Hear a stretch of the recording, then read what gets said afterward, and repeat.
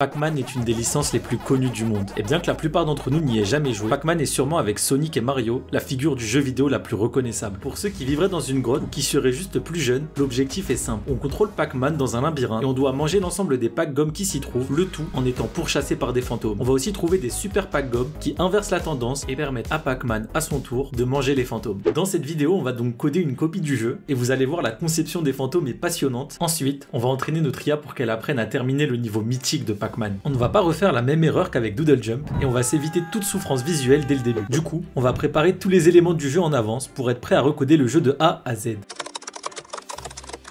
On va commencer par la création du niveau et pour ça on va créer ce qu'on appelle une tile map. C'est un niveau qui, comme son nom l'indique, va être constitué de tiles ou de tuiles en français pour former une grille dans laquelle chaque case représentera un élément du jeu. Dans notre cas, on aura trois éléments principaux: les murs, les Pac-Gommes et les nœuds. On commence par les murs et on va se créer une palette avec les éléments que l'on a récupérés, ce qui va nous permettre de directement redessiner le niveau à la main. Ensuite, on va ajouter l'ensemble des Pac-Gommes ainsi que les super Pac-Gommes. Enfin, on va ajouter un élément invisible que vous ne connaissez sûrement pas, les nœuds, qui vont nous permettre plus tard de programmer le comportement des fantômes. L'idée est simple, on va en placer à chaque intersection de notre labyrinthe et à chaque fois qu'un fantôme entrera en collision avec un nœud, on décidera du nouveau chemin qu'il doit emprunter. On peut voir ça comme des signaux qui vont indiquer aux fantômes à quel moment ils doivent calculer le chemin le plus rapide pour atteindre leur objectif. Ensuite, comme vous vous en doutez, on va programmer Pac-Man. On va commencer par créer une boule et on va lui permettre de se déplacer. L'idée, ça va être d'assigner à Pac-Man une direction et une vitesse, ce qui va lui permettre d'avancer. Maintenant, on va lui mettre un skin et tant qu'à faire, on va en profiter pour lui ajouter une petite animation aussi. Et voilà le résultat.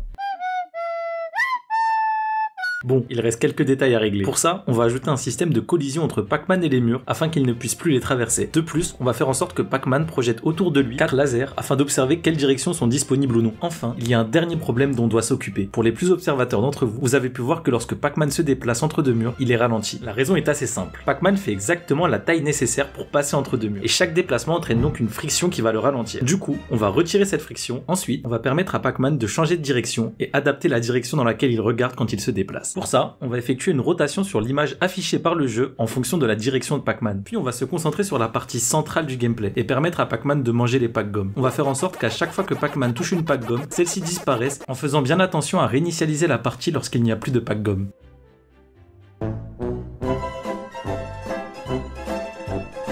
Alors c'est pas du tout ce qu'on recherchait, mais c'est vrai que ça faciliterait pas mal les choses. On va corriger ça et voilà le résultat. La prochaine étape va être de créer le système de téléportation au milieu du niveau pour pouvoir passer de droite à gauche. On va définir 2 murs invisibles et à chaque fois que Pac-Man touchera un de ces murs, il sera téléporté devant le deuxième, en le décalant un peu sur le côté pour éviter cette situation. Enfin, on va passer au plat principal, la création des fantômes. Il faut savoir que dans Pac-Man, il y a 4 fantômes différents: Blinky, Inky, Pinky et Clyde. Chaque fantôme a un comportement qui lui est propre et on va commencer par parler des fonctionnements qu'ils ont en commun. En tout, on a 4 états possibles différents: le mode Home, le mode Frightened, le mode Scattered et le mode Chase.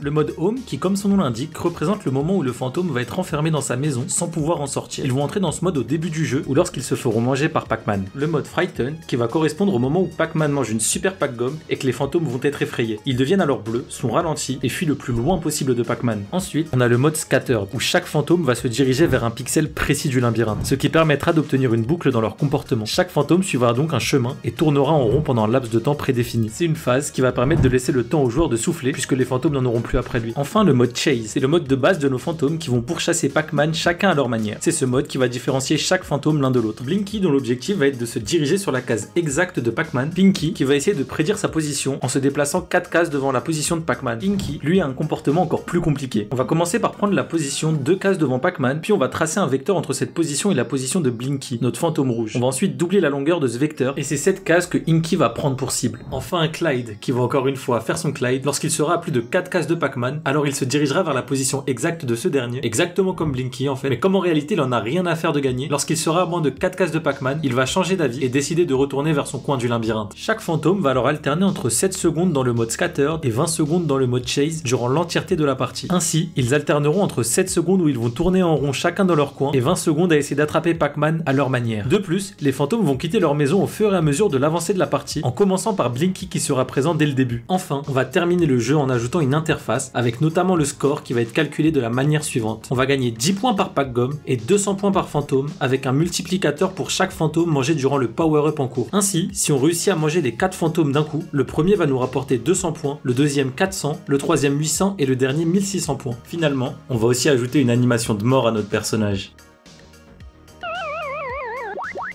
Bon, maintenant qu'on a fini le jeu, il va être temps de passer à notre intelligence artificielle. Pour ça, comme dans la vidéo dans laquelle on a battu le record du monde de Mario, on va utiliser l'algorithme PPO. Pour ceux qui n'auraient pas vu la vidéo, l'idée ça va être de récompenser notre IA pour chaque comportement adéquat et de la punir à chaque fois qu'elle se trompe. Ce qu'il faut noter avec le reinforcement learning, c'est que les modèles qu'on utilise vont souvent être les mêmes, mais que le travail et la difficulté va se trouver ailleurs. Le plus gros défi va être de définir les observations que notre intelligence artificielle va pouvoir faire et la fonction de reward qui va définir à quel moment et comment on doit récompenser notre IA. L'idée, ça va être de définir les informations que l'on va donner à notre réseau de neurones, puis en fonction de l'état dans lequel le jeu se trouve, notre modèle va donner une action qu'il va ensuite réaliser. Enfin, il va recevoir une récompense positive ou négative en fonction de son impact sur le jeu. Pour les observations, on va fournir à notre réseau de neurones une copie exacte de l'écran de jeu sous forme d'image. Ensuite, on va utiliser des couches de convolution. Vous pouvez imaginer ces couches comme des filtres intelligents qui analysent les images pour en extraire des informations importantes, comme par exemple les personnages et les objets. Ces couches de convolution vont donc permettre à notre modèle de repérer où se trouve Pac-Man, où sont les 4 fantômes, dans quelle direction ils se déplacent et où sont toutes les Pac-Gum restantes. Pour la fonction de récompense, on attribue des points à notre agent pour l'encourager à accomplir des actions spécifiques. Par exemple, il gagne 5 points pour chaque Pac-Gum ramassé, 50 points pour chaque fantôme mangé et 1000 points s'il gagne la partie. En revanche, il perd 500 points s'il se fait attraper par un fantôme. De plus, pour éviter qu'il ne reste coincé à fuir les fantômes sans progresser dans le jeu, il perd la partie s'il ne mange pas de Pac-Gum pendant 15 secondes. En lui laissant 15 secondes, on devrait lui laisser assez de temps pour échapper aux fantômes tout en se rapprochant du prochain Pac-Gum. Maintenant, regardons ce que donne notre IA après sa première heure d'entraînement.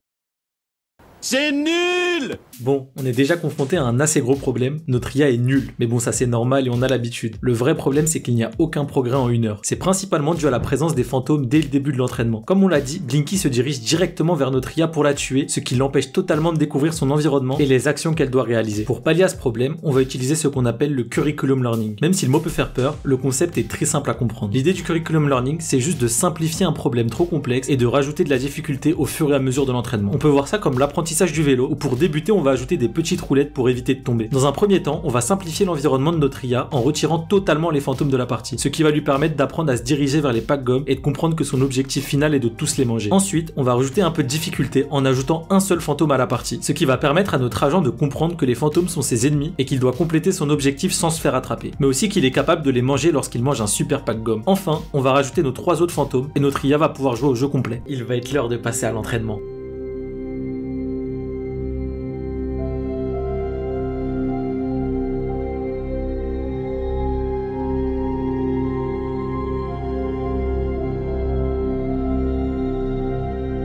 Après quelques générations, notre IA va d'abord réussir le niveau sans aucun fantôme. Notre robot a vite compris que son objectif était de manger des Pac-Gum.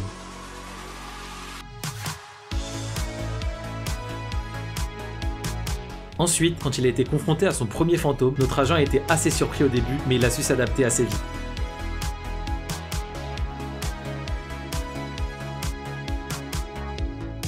Même s'il ne finit pas encore le niveau avec un seul fantôme, on peut voir les effets positifs du curriculum learning. Ce premier entraînement nous a aussi permis de nous apercevoir de 2 problèmes principaux, dont un qui va poser énormément de problèmes par la suite. Le premier problème, c'est que notre entraînement est trop long. C'est principalement dû au fait que l'on prenne l'image du jeu comme observation pour notre réseau de neurones sans faire aucun traitement. C'est une bonne première base, mais on peut facilement réduire le nombre de calculs en réduisant la taille des images et en retirant les couleurs. Et c'est exactement ce qu'on va faire, du moins pour la première partie. En effet, on va conserver les couleurs puisque les fantômes ont des comportements différents et que leur couleur est la seule information qui permette de les distinguer. De plus, on va pas seulement se contenter de réduire la taille de nos images, on va aussi en profiter pour offrir une apparence totalement nouvelle à notre jeu, pour simplifier au maximum les observations que l'on va fournir à notre réseau de neurones. On va retirer tout le superflu et représenter chaque élément de notre jeu par une couleur monochrome. Les murs par des pixels bleus, Pac-Man par un pixel jaune, les Pac-Gum avec des pixels blancs, les fantômes par un pixel de leur couleur respective, et enfin les super Pac-Gum avec un pixel vert. Ce qui va nous permettre d'obtenir une observation de taille 30 par 34 au lieu de 264 par 264. On va ainsi pouvoir diviser notre nombre de calculs par 70 et surtout représenter le jeu dans un état plus facile à comprendre pour notre IA sans perdre aucune information sur le jeu en lui-même. Le second problème, c'est que notre IA a énormément de mal à aller chercher les Pac-Gum qui sont isolés et particulièrement quand il y en a peu, ce qui est très problématique au fur et à mesure que la partie avance. Regardons ce que donne notre IA face à un seul fantôme.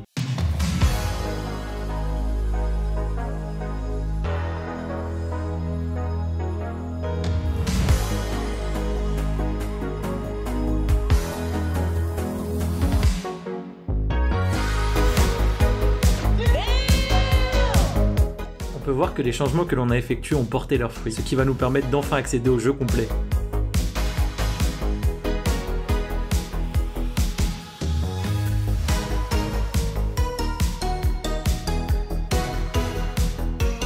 Malheureusement, j'ai l'impression qu'on n'est pas au bout de nos peines. Même si notre IA a compris son objectif et les obstacles qu'elle va trouver sur sa route, elle finit toujours par se retrouver encerclée par les 4 fantômes et finit par perdre la partie. Et malgré les dizaines d'heures d'entraînement, rien ne semble y faire, c'est comme si les fantômes étaient simplement plus forts. On va donc analyser ces parties pour voir les failles de notre IA et essayer de trouver comment la rendre plus forte. Déjà, la première observation qu'on peut faire, c'est que notre IA se précipite sur les super pack gomme et se retrouve assez vite désarmée face à nos 4 fantômes. Pour résoudre ce premier problème, on va pénaliser notre IA de 100 points sur sa fonction de récompense à chaque fois qu'elle mangera un super pack gomme alors que les fantômes sont encore effrayés. De plus, comme on l'a dit, elle semble s'orienter assez mal en fin de partie lorsqu'il ne reste plus beaucoup de pack gomme. Pour régler ce problème, on va totalement oublier les convolutions et revoir la manière dont notre robot fait ses observations. L'avantage d'avoir recodé le jeu nous-mêmes, c'est qu'on a accès à l'ensemble des éléments du jeu que l'on va pouvoir fournir à notre IA. On va commencer par utiliser les 4 lasers pour détecter la présence de murs dans chacune des 4 directions, ce qui permettra à notre IA de connaître les actions possibles. On va également fournir les coordonnées X et Y de notre joueur, ainsi que sa direction, afin que notre IA puisse se localiser dans le labyrinthe. De plus, on va projeter un laser dans 8 directions pour récupérer des informations sur les packs gomme les plus proches, notamment la distance les séparant de Pac-Man. On va aussi utiliser 4 lasers à courte portée pour avertir notre IA si un fantôme s'approche trop près. Enfin, on va indiquer à notre robot via un booléen s'il est invincible ou non. Voyons ce que donne la nouvelle version de notre IA.